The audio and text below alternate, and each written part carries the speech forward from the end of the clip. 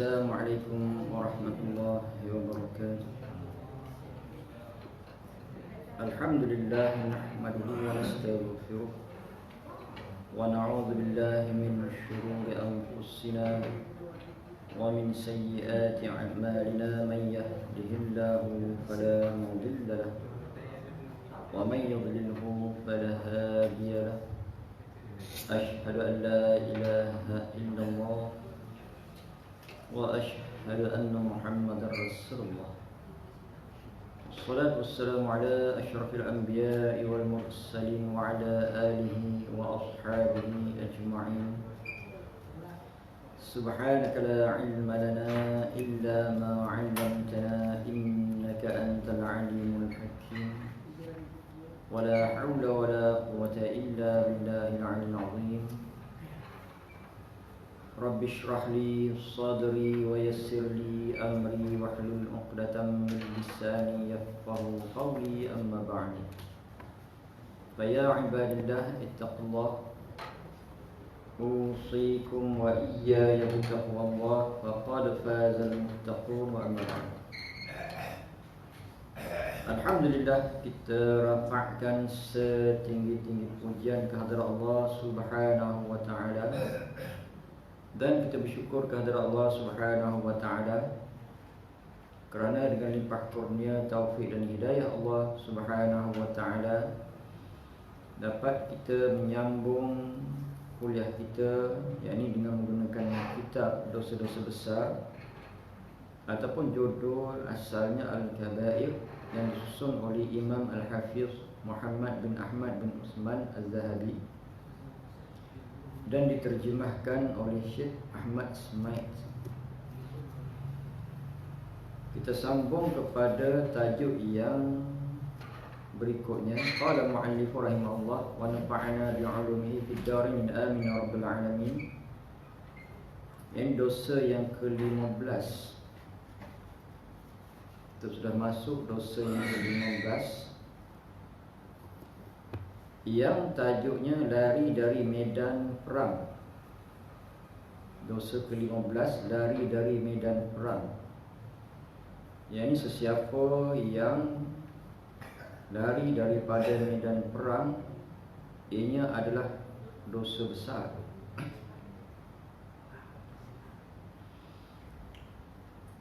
Lari dari medan perang itu adalah terkira dosa besar, iaitu dalam hal apabila musuh tidak lebih dari 2 kali ganda dari bilangan. Tetapi jika bilangan musuh lebih dari 2 kali ganda, lalu larinya kaum muslimin itu kerana sekadar untuk mengatur strategi atau melarikan diri kerana hendak menggabungkan diri dengan tentera mujahidin yang lain, yang kemudian untuk mengatur langkah serangan yang baru, maka itu memang tidak ada salahnya. Dosa ke-15, lari dari medan perang, apabila kita dikehendaki untuk bersama-sama berjuang di medan perang dan di waktu itu kita lari daripada medan perang, ianya adalah dosa besar. Melainkan apabila musuh itu lebih daripada 2 kali ganda. Makna lebih 2 kali ganda, 1 lawan 3. Kalau 1 lawan 2 masih lagi kira boleh bertahan. Kalau 1 lawan lebih daripada 2, maknanya sudah berat. Dan kalau lari di kala itu bukan bermaksud lari, tapi lari sekadar untuk mengatur strategi, tidak mengapa. Ataupun lari kerana untuk bergabung dengan mujahidin yang lain, ianya kedua-dua perkara itu tidak dinamakan lari, tetapi dia adalah merupakan strategi perang. Tapi kalau musuh itu adalah 2 kali ganda ataupun sama 1 lawan 1, seseorang tu lari daripada medan perang, yang mana dia melakukan dosa besar. Lari pada medan perang ni berbagai-bagai sebab. Ada daripadanya sebab yang besarnya takut hilang nyawa. Yang keduanya takut hilang harta. Jadi takut dan takut itu tidak membawa maksud takut kepada Allah. Seorang Islam dia takut kepada Allah sebab lari daripada medan perang itu adalah dosa besar. Sepatutnya kita takut kepada Allah. Mati tetap mati. Kita lari daripada medan perang, satu hari mati juga. Mati di tempat yang selesa, mati juga. Mati di katil, mati juga. Tetapi mati yang tidak bermaruah. Lari pada medan perang, mati yang tidak bermaruah, di mana akan dikenang seumur hidup, sepanjang hayat dikenali kita adalah orang yang lari daripada medan perang, bacul. Dan juga akan tercatat sebagai orang yang melakukan dosa besar. Allah Subhanahu wa taala berfirman, "Wa man yuwallihim yawma idzin duburahu illa mutaharriqan liqital aw mutahayyizan ila fi'atin faqad ba'a bighadabin min Allah wa ma'wahu jahannam wa bi'sal masir." Al-Anfal ayat 16. Yang bermaksud dan barang siapa yang memalingkan belakangnya, yakni bermaksud berundur dari pada waktu itu, kecuali yang berbelok untuk siasah perang atau hendak menggabungkan diri dengan pasukan yang lain, maka sesungguhnya orang itu kembali dengan membawa kemurkaan Allah, dan tempatnya adalah neraka Jahannam, dan itulah seburuk-buruk tempat kembali. Tegas, jelas dalam ayat ini surah Al-Anfal, sesiapa yang memalingkan belakangnya, maknanya berundur lari daripada medan perang, di mana bagaimana kemurkaan Allah. Yang pertamanya, Allah Subhanahu wa taala marah, faqad ba'a bi ghadabin min Allah. Maknanya Allah Taala marah, murka. Wa ma'wahu jahannam wa bi'sal masir, dan tempat tinggalnya adalah neraka Jahannam. Dan neraka Jahannam itu bagaimana sifatnya? Wa bi'sal masir, itulah seburuk-buruk tempat kembali. Jelas dalam ayat ini, senang kita faham. Di mana wa may yatawallihim yauma idzin duburahu, ini barang siapa yang berpaling belakangnya, maknanya lari daripada medan perang, di mana Allah Subhanahu wa taala murka, marah kepada dia, faqad, maka sesungguhnya ba'a bi ghadabin, ini Allah Subhanahu wa taala murka, marah, mendapat murka Allah minallah, wa ma'wahu jahannam, dan tempatnya, tempat orang yang dapat kemurkaan Allah tu tempatnya Jahannam, wa bi'sal masir, dan Jahannam tu sifatnya adalah seburuk-buruk tempat kembali. Ini adalah merupakan peringatan daripada Allah Subhanahu wa taala. Jadi kalau kita lihat kepada ayat ini, kata ulama, kalau Allah Taala murka tu maknanya dosa besar. Kalau Allah Ta'ala sebut murka, maknanya dosa besar. Dan juga kata ulama, apabila balasannya tu neraka, dosa besar. Itu jelas, senang nak faham macam mana dosa besar. Apabila Allah Subhanahu Wa Ta'ala murka, apabila Allah Ta'ala laknat, itu maksudnya dosa besar. Dan juga apabila Allah Subhanahu Wa Ta'ala tebut, Allah Ta'ala sebut balasannya neraka, maknanya dosa besar. Itu jelas, benda itu adalah merupakan perkara-perkara ataupun cara-cara untuk kita kenal dosa besar.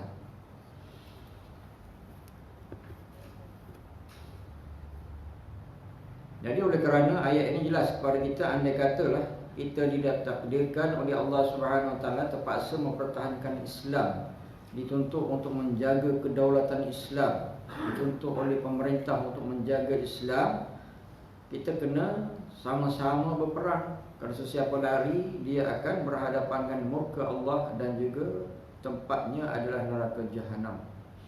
Dan selaku sebagai orang beriman kepada Allah dan juga hari akhirat, sepatutnya kita ada di dalam diri kita keinginan, satu azam, kita nak mati syahid. Mungkin kita tak mati syahid, tetapi azam kita itu adalah merupakan satu daripada cita-cita, niat, termasuk dalam bab niat yang Allah Subhanahu Wa Taala akan memberi pahala. Jadi kena ada dalam diri kita tu azam begitu, niat begitu. Andai kata kita diperlukan untuk perang, kita akan turun. Walaupun kita ni tidak segagah mana dah. Umur kita mungkin 60, 70, tapi kalau perlu kita akan turun. Sebab ianya adalah pahala yang besar. Andai kata tidak berlaku juga masa hidup kita, tetap kita mendapat pahala niat. Menurut sebuah riwayat daripada Abu Hurairah radhiyallahu anhu bahawa Rasulullah SAW bersabda, "Ijtanibus sab'al mubiqat." Qalu, "Wa ma hiya ya Rasulullah?" Qala, "Asyirku billah, was-sihru, wa qatlun nafsi allati harrama Allah illa bil haqq, wa aklu riba, wa aklu mali al-yatimi, wa tawalli yawmuz zahfi, wa tawalli yawmaz zahfi, wa qadhful muhsanatil ghafilatil mu'minat." Rawahu Syaikhan. Hadis ni direkodkan oleh Imam Bukhari dan juga Imam Muslim. Yang bermaksud, Nabi kata, jauhilah kamu akan 7 dosa besar. Di mana ijtanibus sab'al mubiqat, jauhilah oleh kamu 7 dosa besar. Maka sahabat pun bertanya, apa dia dosa-dosa besar itu wahai Rasulullah? Sahabat bertanya, apakah dosa besar itu ya Rasulullah? Apakah 7 dosa besar itu? Ataupun apakah dosa-dosa besar itu ya Rasulullah? Nabi menjawab, yang pertama, syirik kepada Allah Ta'ala, yakni menyekutukan dia dengan sesuatu. Dosa besar yang pertama, di mana pada pelajaran kita yang awal lepas, yakni diletakkan mensyirikkan Allah Subhanahu wa Ta'ala. Syirik kepada Allah, yakni orang yang mati dalam keadaan syirik kepada Allah, maknanya dia tidak sempat bertaubat kepada Allah, di mana dia akan masuk neraka. Tidak ada keampunan daripada Allah. Itu jelas Allah Subhanahu wa Ta'ala amat membenci dosa syirik kepadanya. Syirik ni yakni memperduakan Allah. Apa maksud syirik? Secara ringkasnya, seseorang itu menuhankan makhluk ataupun memakhlukkan Tuhan. Jadi dua keadaan itu adalah syirik. Menuhankan makhluk maknanya beranggapan makhluk itu setara dengan Allah ataupun lebih daripada Allah, ataupun langsung dia menolak ketuhanan Allah, dia ambil makhluk lain, dewa dan sebagainya sebagai Tuhan. Makna itu menuhankan makhluk. Sedangkan makhluk ni dia tidak ada sifat ketuhanan. Dia tidak ada sifat ketuhanan, tidak ada sifat iftiqar, istighna dan iftiqar tak ada kepada makhluk, ada kepada Allah. Istighna tu apa? Yakni yang tidak berhajat kepada makhluk.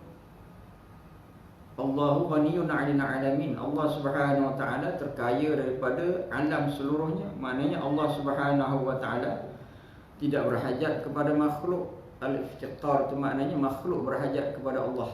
Allah Subhanahu wa Ta'ala ada dua sifat, keseluruhan sifat yang kita belajar tu. Allah Subhanahu wa Ta'ala ada istighna dan juga iftiqar. Istighna tu maknanya Allah Subhanahu wa Ta'ala tidak berhajat kepada siapa apa-apa pun, dan apa-apa selain daripada Allah berhajat kepada Allah. Dan makhluk yang ada ni yang disembah oleh manusia berhajat kepada yang lain. Patung berhala dibuat oleh makhluk manusia dan mereka sembah. Matahari umpama kalau manusia sembah, di mana siapa yang buat? Allah yang buat. Bukan matahari boleh jadi dengan sendiri. Maknanya selain daripada Allah, kesemua perlu kepada Allah. Allah Ta'ala tidak perlu kepada makhluk. Dan juga memakhlukkan Tuhan. Dan juga dalam keadaan tertentu memakhlukkan Tuhan, yakni beranggapan Allah Subhanahu wa Ta'ala berjisim, umpamanya ada badan seperti makhluk, ada tangan, ada kaki. Itu adalah merupakan memakhlukkan Tuhan. Ataupun Allah Subhanahu beryakin Allah Subhanahu wa Ta'ala duduk tempat-tempat yang tertentu. Sedangkan Allah Subhanahu wa Ta'ala laisa kamitslihi syai' wa huwas sami'un basir. Allah Subhanahu wa Ta'ala tidak sama, tidak seperti sesuatu. Dua kali Allah Subhanahu wa taala sebut di situ, Allah Taala tidak seperti dan tidak seumpama sesuatu. Jadilah sesuatu itu adalah makhluk Allah.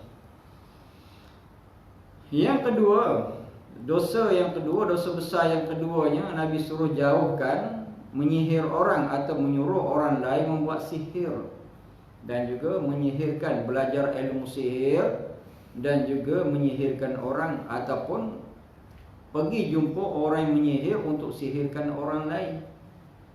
Di mana sihir ni pada hakikatnya tidak boleh memberi mudarat. Yang memberi mudaratnya adalah Allah Subhanahu wa taala. Walaupun begitu, Allah Subhanahu wa taala mengiktiraf adanya ilmu sihir.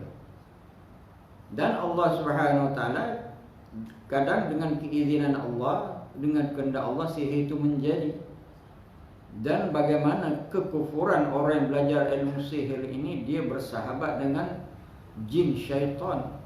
Jin syaitan itulah yang membawa hajat tukang sihir itu untuk dikenakan orang lain. Dan di antara sihir yang paling disukai ataupun sihir yang kuat dipelajari adalah sihir untuk memisahkan pasangan suami isteri, berlakunya perceraian. Sedangkan pernikahan itu ada sunnatullah, Allah Ta'ala suka.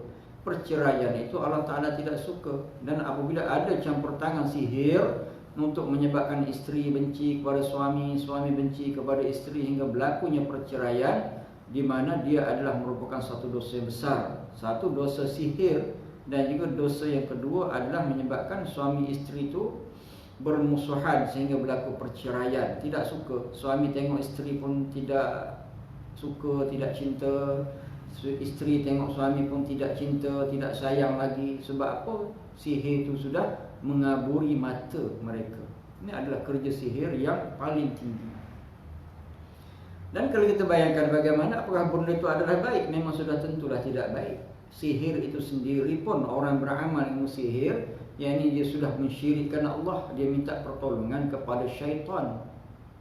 Dan syaitan ini dia akan meletakkan syarat-syarat untuk tolong. Sudah tentulah syarat utama syaitan itu agar seseorang itu syirikkan kepada Allah, sembah kepada syaitan dan sebagainya. Itu adalah merupakan kekufuran kepada orang yang beramal dengan ilmu sihir. Dan juga amalan sihir itu kita sebutkan tadi, yang paling tinggi yang disukainya adalah membuat permusuhan. Permusuhan yang utamanya adalah memisahkan suami isteri, dan juga permusuhan dalam kalangan masyarakat. Itu kerja dia. Yang ketiga, membunuh jiwa yang diharamkan Allah membunuhnya kecuali dengan hak yang dibenarkan undang-undang Islam. Membunuh orang yang diharam dibunuh, bunuh sesama Islam, melainkan orang yang memang kerja dia sebagai tukang bunuh. Maknanya dia tu orang yang diarahkan oleh pemerintah untuk membunuh. Satu orang yang melakukan pembunuhan dan sabit dengan kesalahan bunuh, ada dia punya evidence, ada qarinah, ada bukti yang berjelas dia bunuh orang, di mana orang yang jadi tukang bunuh dia tidak berdosa sebab dia bunuh itu di atas sebab di atas kerja dia. Berbeza dengan orang yang bunuh bukan sebab kerja. Walaupun kita tengok orang tu bunuh orang, kita bunuh dia. Kita tengok dia bunuh orang, tapi kita pergi bunuh, balas terus. Kita bukan sebagai pemimpin, bukan sebagai pemerintah yang mana perbuatan itu membunuh jiwa. Ataupun satu orang yang kita lihat dia berzina, sedangkan dia ni berkahwin, bernikah, yakni zina muhsan. Asalnya zina muhsan itu dia kena rejam sampai mati. Kita rejam ramai-ramai, dia mati. Di mana mati dia tu bukan hak, sebab yang berhak untuk menjatuhkan hukumannya adalah pemerintah. Jadi tidak boleh. Jadi hak kita ni sebagai orang yang awam adalah untuk jadi saksi. Saksi itu boleh sebagai saksi, sebagai dalam kes-kes jinayah.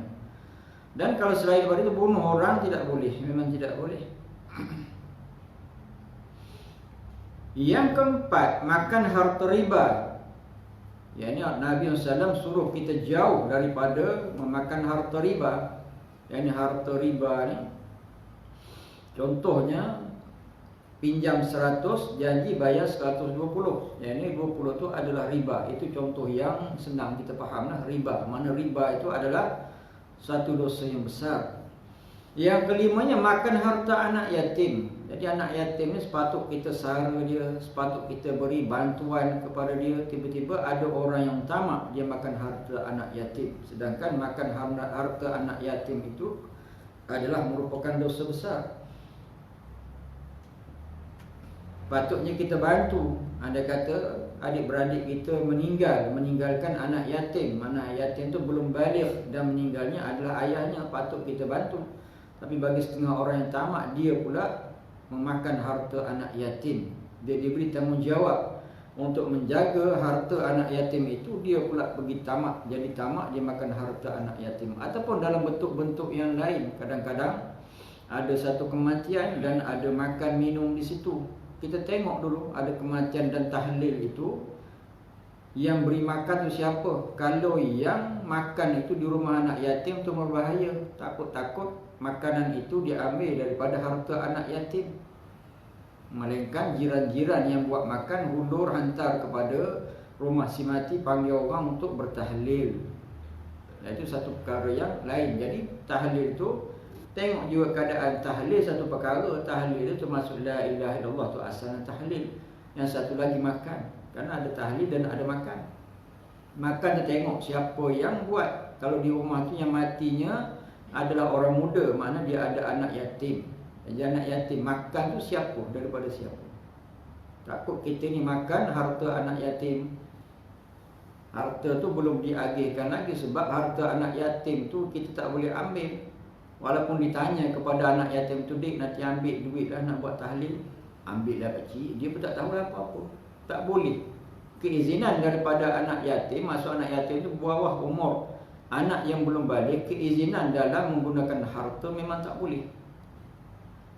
Tak boleh, walaupun diizinkan, tidak boleh bertasarruf dengan anak yatim, tidak boleh. Dalam bentuk harta tak boleh.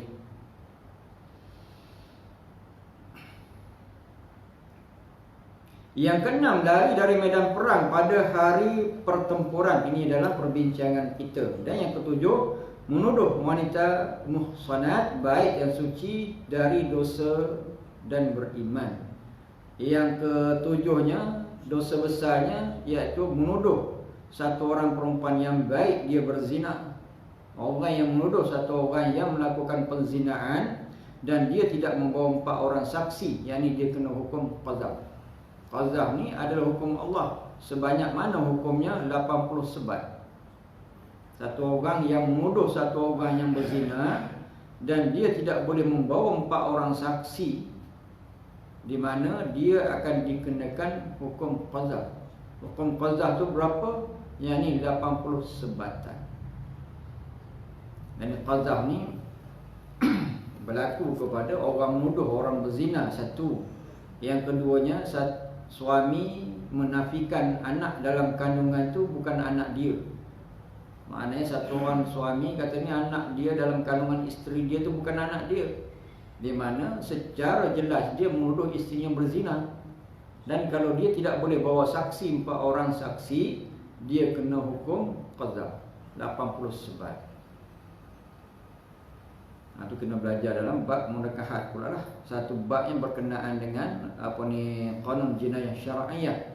Dan kalau suami itu nak mengelakkan diri dia daripada kena 80 sebat, dia tak boleh bawa saksi, dia nak mengelak bagaimana, dia kena berli'an, sumpah laknat. Dan kalau sumpah laknat dan isterinya tidak melawan sumpah laknat, isterinya akan direjam sampai mati. Dan kalau pula isterinya bersumpah laknat juga, di mana jadi berli'an dua-dua tu, yang ini dua-dua akan terpisah daripada sebagai suami isteri, dan mereka tidak boleh berkahwin sampai bila-bila. Dipanggil li'an. Berli'an dalam bab li'an itu dalam bab munakahat. Satu bab berkenaan dengan qazaf, satu bab berkenaan dengan hukum munakahat. Jadi kesemua itu ada hukum di dalam Islam agar hidup kita ni terjamin. Bukan semata-mata dalam bab ibadah, tetapi dalam bab yang lain, dalam bab perkahwinan, masuk dalam muamalah lah sesama manusia, dan juga dalam bab menjaga nyawa, menjaga maruah diri, masuk dalam bab qanun jinayah syar'iyah. Jadi kesemua itu Allah Ta'ala turunkan sebab apa? agar manusia hidup dalam keadaan yang sentosa selamat. Dan diriwayatkan daripada Ibnu Abbas radhiyallahu anhu bahawa setelah turun ayat yang berbunyi iyyakum minkum 20 sabiruna yaghlibu mi'atayn, Al-Anfal ayat 65, yang bermaksud jika ada 20 orang yang dapat bertahan di antara kamu, nescaya mereka akan dapat mengalahkan 200 musuh. Surah Al-Anfal ayat 65. Jika ada 20 orang yang bertahan di antara kamu, kata Allah Subhanahu wa taala, nescaya mereka akan dapat mengalahkan 200 orang musuh. Mana 1 nisbah 10. Ini dalam ayat ni Allah Taala menyebut 1 nisbah 10. Kalau 20 kali 10 maknanya 200. Apa maksud ni? Yani Allah telah mewajibkan atas kaum muslimin supaya jangan melarikan diri dari apabila mereka berjumlah 20 orang melawan 200. Ini pada permulaan jihad. Kemudian Allah menurunkan pula ayat yang lain yang meringankan berbunyi. Ni. Jadi kalau kita tengok di sini 1 dengan 20 ni tuan. 1 dengan 20 tu maknanya 1 dengan 10 tu agak macam mana? Beratlah juga. Walaupun pakai senapang, walaupun pakai senjata api. Zaman dahulu pakai pedang 1 lawan 10 tu tak boleh nak bayangkan macam mana lah. 1 lawan 10. Ini bukan filem. Kalau filem tu hero memang menang selalu. 100 orang menang hero. Ini betul pertempuran yang benar. Lawan sama-sama orang yang bersedia untuk berperang. Orang yang memang berlatih. Dia tak ada istilah hero di situ. Jadi bagaimana? Kata ulama, ayat ini adalah pada permulaan ataupun awal Islam. Masa itu Islam tak ramai lagi. Kalau berperang masa tu, satunya nisbah 10. Kalau ada 20 orang, kalau musuh ada 200 orang, tak boleh lari. Kena pegang juga. Kemudian Allah menurunkan pula ayat yang lain yang meringankan berbunyi Al-ana khaffafallahu ankum wa 'alima Al-ana khaffafallahu ankum wa 'alima anna fikum dha'fa fa iyyakum minkum mi'atun sabirun yaghlibu mi'atayn wa iyyakum minkum alfun yaghlibu alfayn biiznillah wallahu ma'as sabirin. Al-Anfal ayat 66. Yang bermaksud sekarang Allah telah meringankan ke atas kamu kerana mengetahui bahawa pada diri kamu ada kelemahan. Maka jika di antara kamu ada 100 orang yang sabar bertahan, nescaya mereka akan dapat mengalahkan 200 orang. Dan jika ada di antara kamu 1000 orang yang sabar, nescaya mereka akan dapat mengalahkan 2000 orang dengan izin Allah. Dan Allah akan bersama-sama mereka yang sabar. Dan dalam ayat ini pula Al-Anfal ayat 66, sekarang Allah telah meringankan ke atas kamu. Maksud apa? Maka dengan ini Allah Ta'ala telah mewajibkan atas kaum muslimin agar tidak boleh melarikan diri dalam peperangan jihad apabila di pihak musuh ada 2 kali ganda pihak mereka. Ini yang ditafsirkan oleh ulama. Kalau 2 kali ganda, makna tidak boleh lari lah. Kalau dalam nisbah yang tadi, boleh lari tapi untuk membentuk satu ketumbukan tentera yang lain. Kalau ramai, kalau 1 lawan 10 itu boleh untuk lari, bukan sebab lari pengecut, tidak, tetapi agar dapat dihimpunkan semula tentera ataupun dapat dirangka strategi yang baru. Tapi kalau 1 lawan 2 itu tak boleh lari.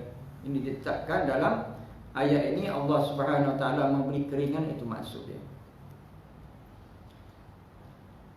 Kita ni Islam tu sampai kepada kita memang dalam keadaan yang mudah. Memang mudah. Kita tak perlu nak pegang apa.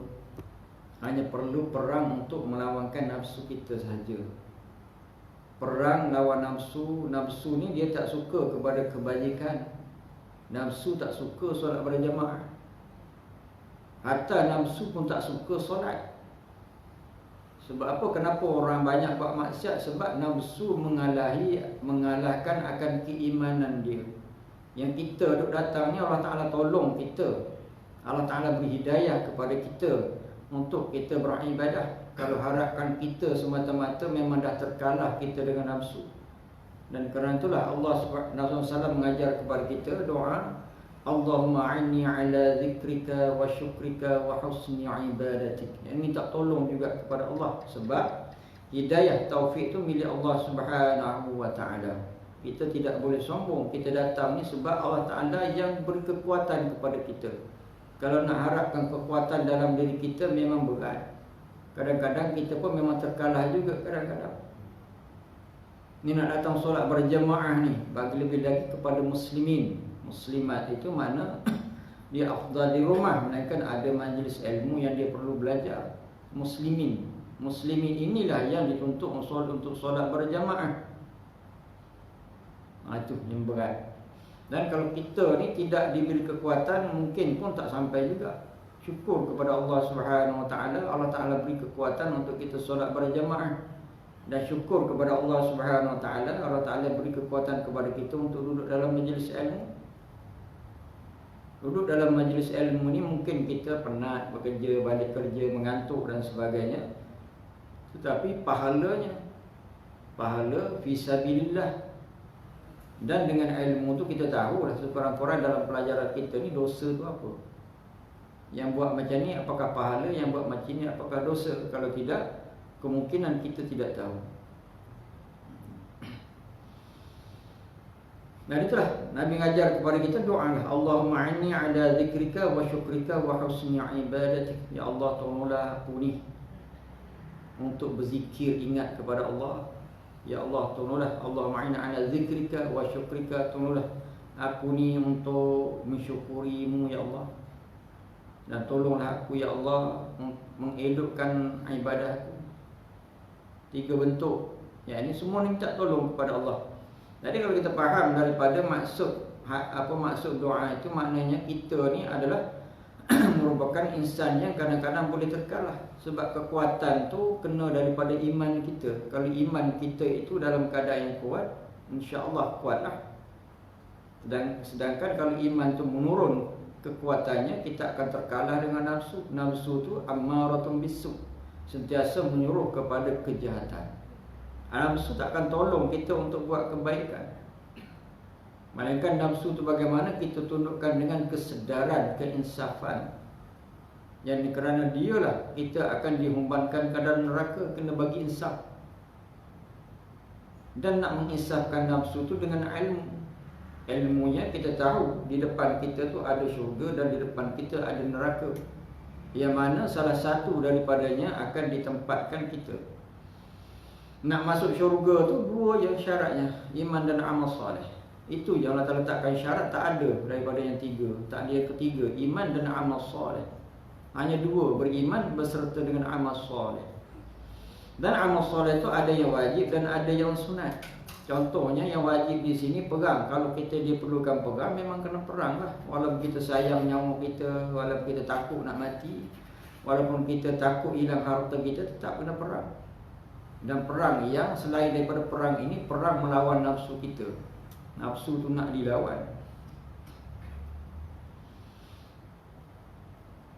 Kesimpulan, Allah Ta'ala mengajar kaum muslimin supaya sentiasa berani dalam perkara kebenaran, sehingga dia mewajibkan jihad untuk meninggikan syiar kebenaran itu dengan mempertahankan diri, agama dan negara.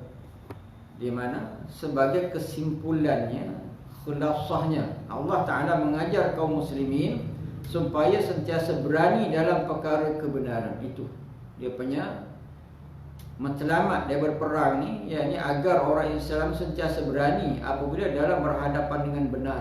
Kebenaran je orang Islam kena berani. Kadang-kadang orang Islam dia takut apabila berhadapan dengan kebenaran. Kadang-kadang berani berhadapan dengan kemungkaran. Dia suka kepada kemungkaran. Apabila Nabi SAW tu dihina, tak ada orang, tak ramai orang yang rasa dia tercabar. Apabila Islam dihina, Al-Quran dihina dan sebagainya, boleh kita buat 2 kumpulan. Satu kumpulan dia rasa tercabar. Yang rasa tercabar tu mungkin sikit lah. Yang rasa tak tercabar tu mungkin ramai. Tak kisahlah, dia kata bukan apa, bukan hilang kerja pun. Apabila Nabi dihina, Al-Quran dipijak dan sini, tak rasa apa. Sebab apa? Dia tak berani dalam perkara kebenaran. Itu belum ajak perang tu.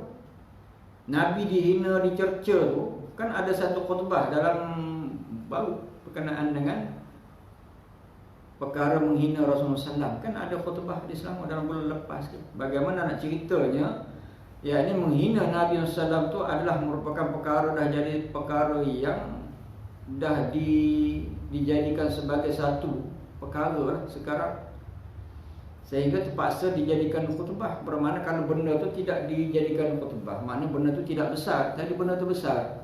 Bukan setakat orang yang kafir menghina Islam, menghina Nabi SAW, tapi orang Islam sendiri pun menghina Nabi. Jadi itu bergantung pada kita. Seorang tu tengok satu perkara yang berkenaan dengan perkara itu, orang menghina Nabi, apa perasaan kita? Kalau kita rasa macam biasa, tak hilang kerja pun, tak ada apa, maknanya tidak berani. Kita tidak berani. Dalam perkara lain, contoh yang lain juga, kadang Allah Subhanahu Wa Taala mengajar kepada kita, Nabi mengajar kepada kita agar kita pandai untuk sembelih. Dan berapa ramai orang yang dia takut dengan darah. Ada juga takut dengan darah. Takut dengan darah, nanti kan belum terputus leher dia pula pingsan. Ada juga. Jadi dia takut. Sedangkan di antara pengajarannya adalah agar kita ni orang Islam berani, ada jiwa berani. Islam adalah agama perdamaian dan mengajak manusia menuju kepada perdamaian. Islam tidak pernah menginginkan peperangan atau suka memasuki ke dalam peperangan. Islam memang agama perdamaian. Islam itu sendiri adalah keselamatan. Islam memang tidak nak berperang. Islam pun tidak ajak orang berperang. Islam tak suka kepada peperangan. Hanya barangkali kerana agama ini bertugas untuk mengajak manusia kepada mengenal Allah dan bersatu di bawah bendera Allah, lalu ia selalu dimusuhi dan ditentang oleh manusia yang tidak sukakan konsep ketuhanan yang benar itu, termasuk pengakuan untuk menuhankan Allah sebagai Tuhan yang satu dan mengikut Nabi SAW sebagai utusan Allah yang akan memimpin manusia ke jalan Allah yang benar itu. Ini mungkin benar. Kenapa orang musuh Islam? Apa Islam buat kepada orang? Apakah ajaran Islam itu bertentang dengan fitrah manusia? Tak bertentang pun. Islam suruh buat baik kepada manusia. Islam suruh buat baik kepada haiwan. Hatta kalau nak sembelih binatang tu, pisau kena tajam. Dan tak boleh asah pisau tu di depan haiwan sampai begitu sekali. Dan tak boleh sembelih haiwan tu dengan kuku. Tidak boleh sembelih haiwan dengan gigi sebab menyakitkan.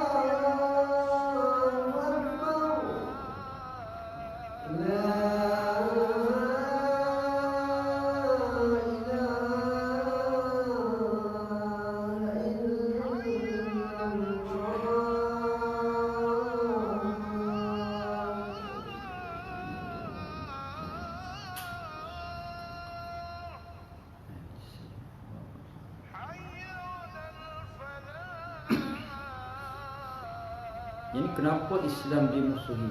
Sedangkan Islam tu agama perdamaian, agama kasih sayang. Tapi kenapa Islam dimusuhi? Permusuhan kepada Islam ni bukan baru. Sejak daripada zaman Rasulullah SAW sendiri, Nabi dimusuhi. Apakah Nabi itu memusuhi orang lain? Apakah Nabi itu buat perkara yang tidak baik? Tidak. Sebab Islam tu ajarannya tidak sama dengan agama yang lain. Islam mengajak untuk mempertuhankan Allah yang Esa. Agama lain tidak ada bentuk keesaan. Tuhan selain daripada Islam, selain daripada agama Islam, Tuhannya lebih daripada satu. Ini adalah perbezaan di antara Islam dan agama yang lain. Mana tidak ada, mana tidak boleh dipersamakan, tidak boleh dipersatukan antara konsep ketuhanan dalam Islam dan juga agama yang lain. Ini adalah merupakan perbezaan kita dengan agama yang lain. Kita tengok agama yang lain macam Buddha, Hindu. Apakah mereka bermusuh sebab ketuhanan? Tidak. Sebab agama mereka Tuhan tu banyak.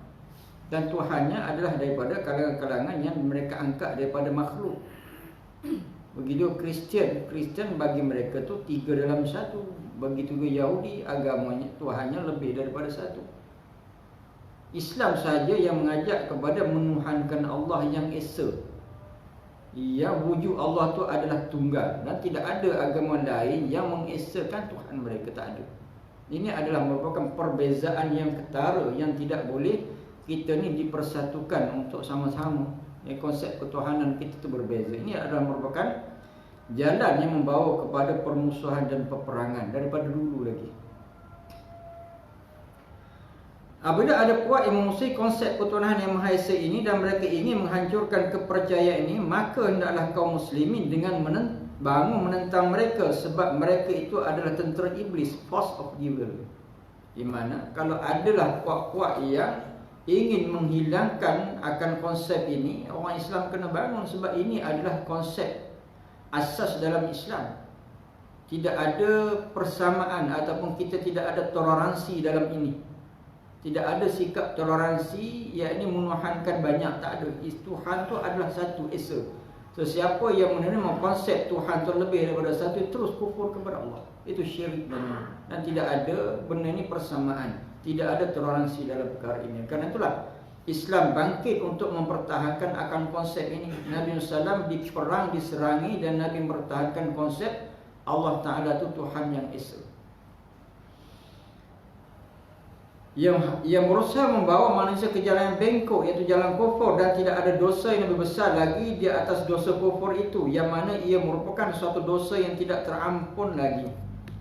Dalam menghadapi musuh ini, orang Islam tidak boleh melarikan diri apabila musuhnya agak berlebihan sampai 2 kali ganda kepada bilangan mereka, kerana kebenaran itu mestilah di atas daripada segala-gala. Dan terutama sekali anasi syirik yang menyesatkan manusia kepada Tuhannya. Dan selama orang Islam itu berada di pihak Tuhannya, menjalankan segala perintahnya dengan baik dan penuh kerelaan, maka selama itulah Tuhan akan berada dengan mereka dan membantu memperteguhkan kedudukan mereka ketika menghadapi kesulitan. Orang Islam tidak boleh lari. Kalau musuh tu 1:2, tak boleh. Siapa yang lari dalam keadaan itu, dia adalah melakukan dosa besar. Melainkan dia lari itu bukan sebab lari, tapi nak bina satu strategi baru ataupun nak bergabung dengan tentera Islam yang lain. Itu tidak dinamakan sebagai melarikan diri. Dan peperangan ini jelas yang diulang kali kedua, perang dalam Islam itu untuk mempertahankan konsep Allah Subhanahu Wa Taala itu adalah wujud yang satu, wujud yang Esa, dan tidak diterima konsep ketuhanan yang lain, tidak. Yang susahnya iaitu orang Islam sekarang telah menjauhkan diri daripada segala pengajaran Islam dan petunjuknya, tidak bersedia untuk melaksanakan segala kemahuan Islam. Mereka lebih banyak bergantung kepada diri sendiri. Sebab itulah mereka sekarang jauh terhina di mana-mana. Jelas ini terbukti. Apabila orang Islam itu jauh daripada pengajaran Islam dan petunjuk Islam, dan orang Islam itu sanggup hidup secara nafsi-nafsi bersendiri-sendiri, dan mereka bergantung kepada diri sendiri, di mana orang Islam itu jauh ke bawah. Ramai orang Islam sekarang, kalau tak silap saya tu, Islam adalah agama yang paling ramai pengikut, kalau tak silap saya lah. Dulu di bawah daripada Kristian. tahun 60-an dulu memang jauh ke bawah sangat. Tapi sejak ke belakang ini Islam ramai disukai ataupun penganut Islam tu ramai.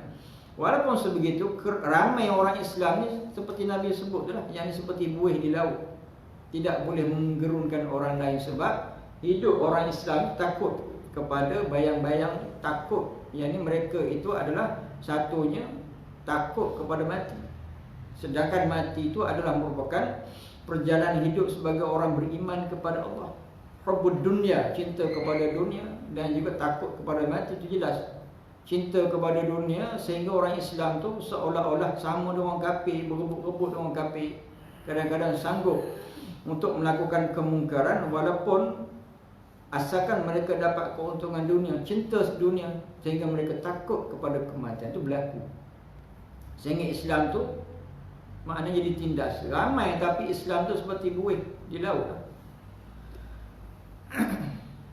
Juga dalam menghadapi segala risiko ini, hendaklah mereka melekatkan diri dengan segala keperluan peperangan untuk mempertahankan diri dan untuk menyerang musuh juga jika perlu, agar dapat musuh ditundukkan. Dan terhitung dalam kategori keperluan peperangan itu ialah segala macam persenjataan yang diperlukan dalam peperangan sezaman. Di dalam Al-Quran, Tuhan telah memerintahkan kaum muslimin supaya melengkapkan diri dengan segala macam persenjataan ini, dengan tujuan untuk menundukkan dan menakut-nakutkan musuh itu, supaya mereka tidak berani mahu mencuba menyerang negara Islam.